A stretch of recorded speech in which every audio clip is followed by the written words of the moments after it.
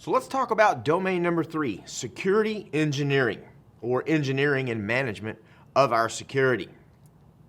Now we have quite a few key areas in here. Some of them are a little bigger than others. We're going to talk about implement and manage an engineering lifecycle using security design principles, fundamental concepts of our security models, which you're probably familiar with already, the controls and countermeasures based upon information systems and security standards, security capabilities of information systems. We're going to look at assessing and mitigating the vulnerabilities of security architectures, designs, and solution elements, the vulnerabilities in some web-based systems, vulnerabilities in our mobile systems, vulnerabilities in embedded devices and cyber-physical systems, cryptography, which that's always got to be there, right? Apply security principles to site and facility design, and then finally wrap it up with some facility security, that physical security. So let's talk about that first one. Implement and manage an engineering lifecycle using security design principles. Now that sounds like a mouthful, and it really is. So doing my research, what I looked for was the International Council on Systems Engineering, since these guys are supposed to be the people, right? Or an SME when it comes to systems engineering. And what they say is systems engineering is an interdisciplinary approach and a means to enable the realization of successful systems. It focuses on defining customer needs and required functionality early in the development cycle, documenting out the requirements, then proceeding with design synthesis and system validation while considering the complete problem. So they say we're going to look at a problem, come up with a solution and a design, implement it, test it, and then finalize it at the end. So that's pretty much what we're talking about when it comes to implementing, managing an engineering lifecycle. Now, there are some steps that you can go through, like concept of operation. Find out what it is that you need. What's the concept of why we're doing this in the first place? Look for any requirements. Say, okay, well, I have this idea, but what requirements do we need to fulfill? Why are we doing this in the first place? What is it that we're trying to accomplish? What is it that we need to make this concept a reality? What kind of budget do we need? What kind of resources? What kind of employees or personnel do we need? What about equipment? What about applications?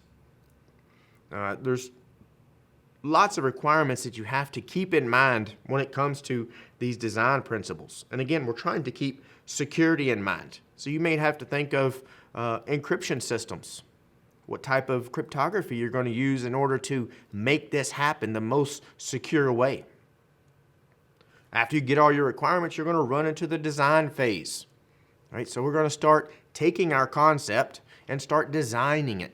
Right? We moving it, making it mold it, making it look more like what it is that we're trying to get to.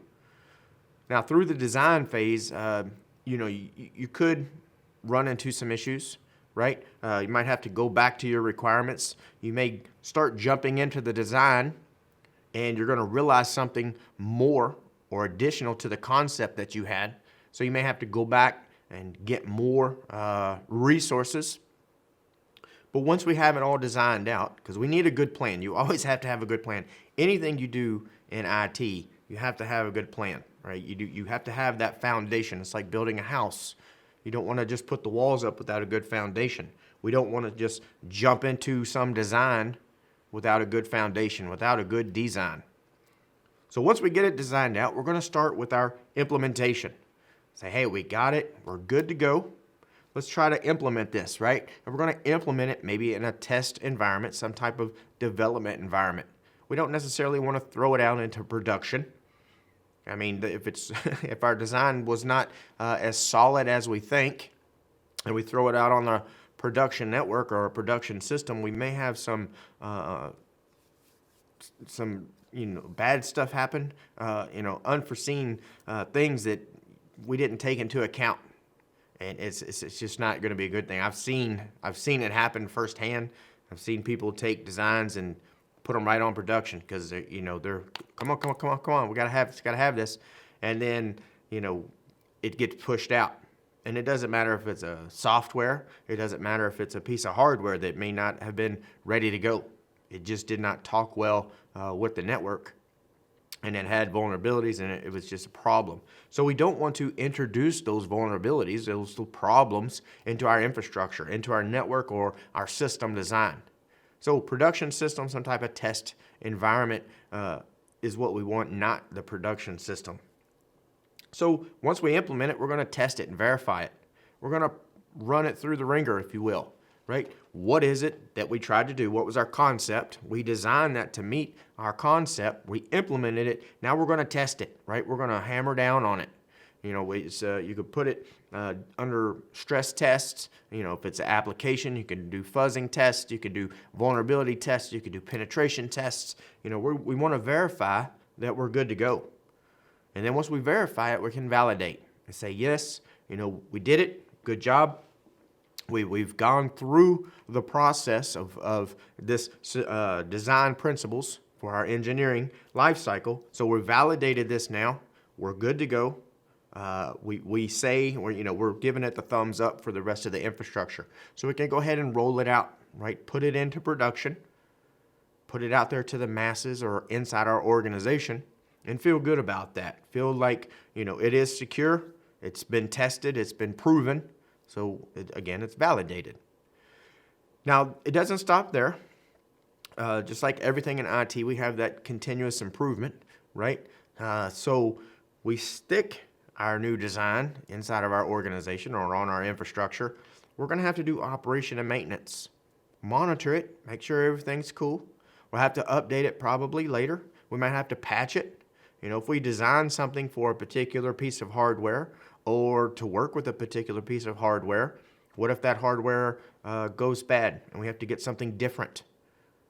Or what if we design an application that's sitting on a particular operating system and that operating system becomes updated?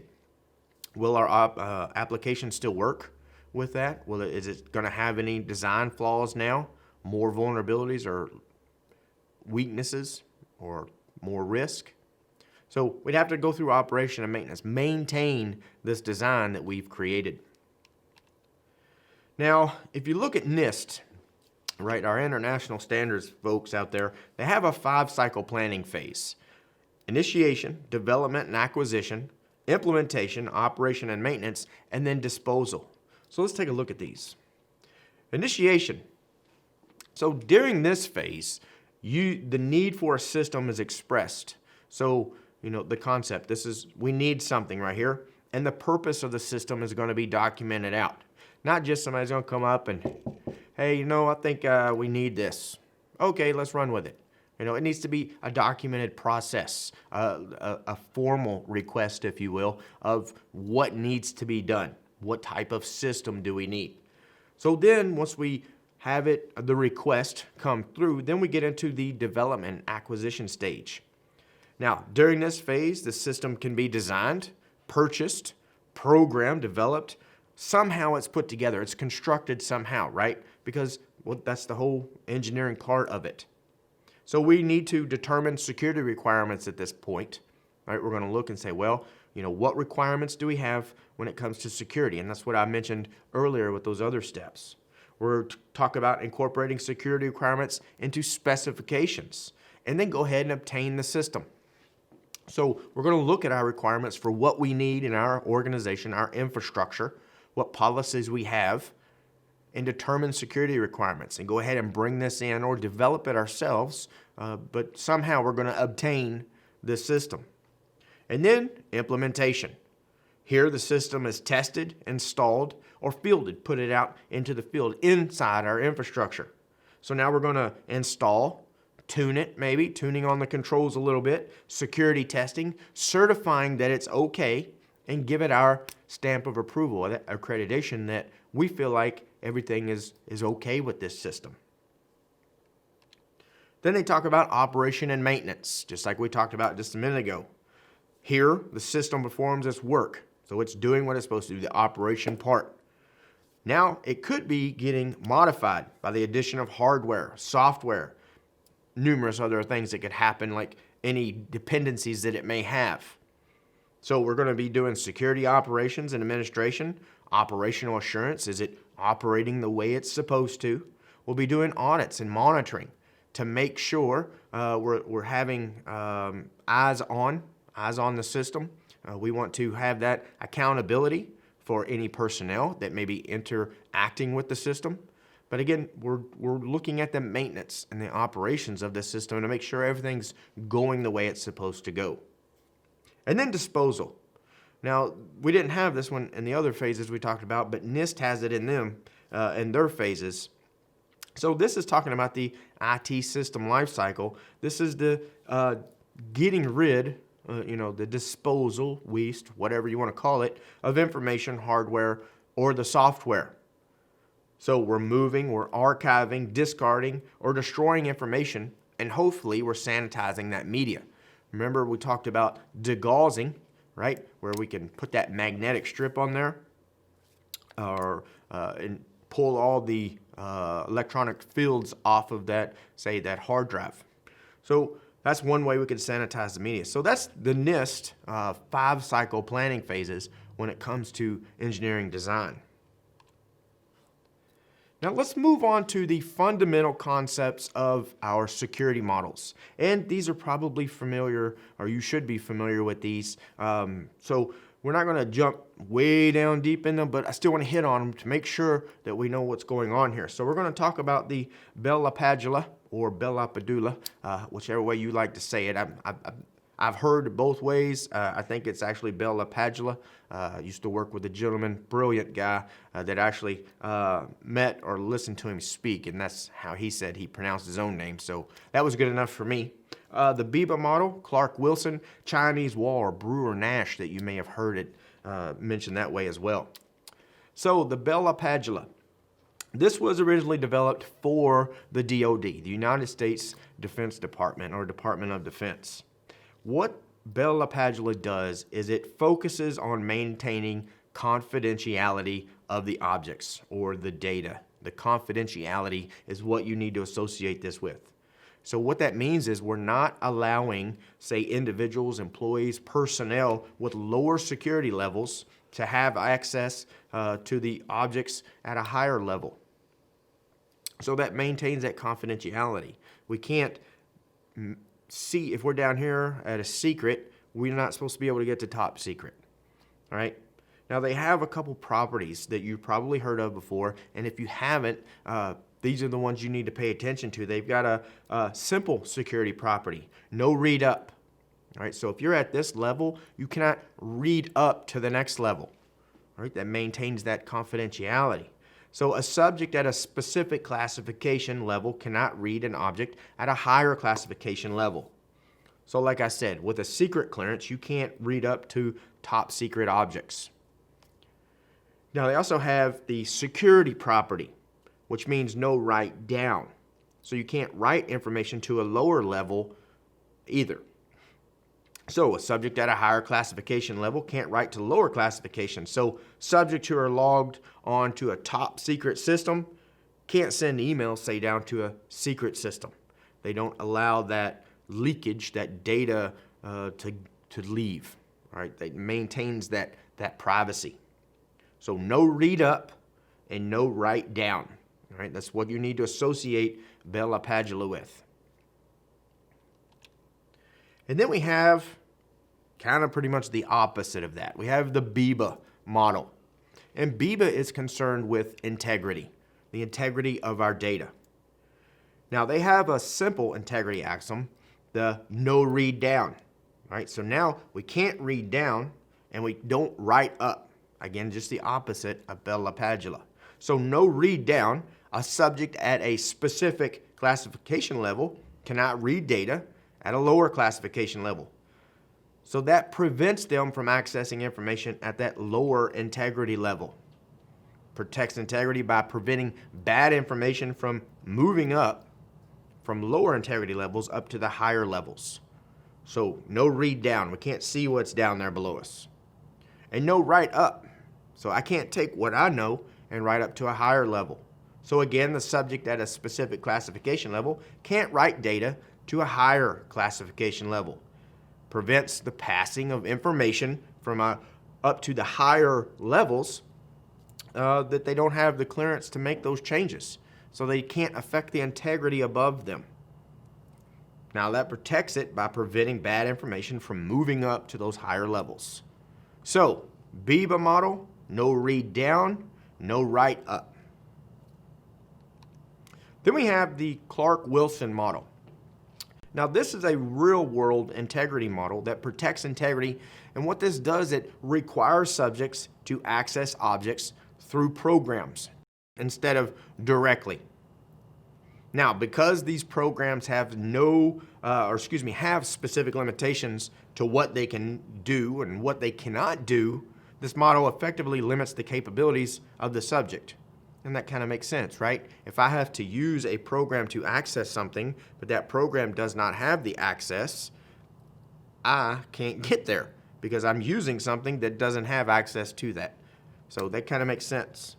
So this uses two primary concepts to ensure that security policies are going to be enforced with this Clark-Wilson model, and that's well-formed transactions and that separation of duties.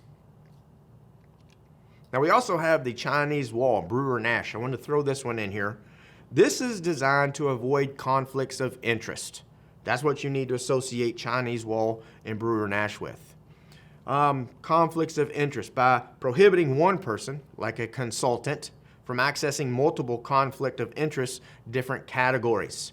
So maybe if you are, say, an attorney, all right, and you have clients, and you know you have one client, but maybe your wife works for another client.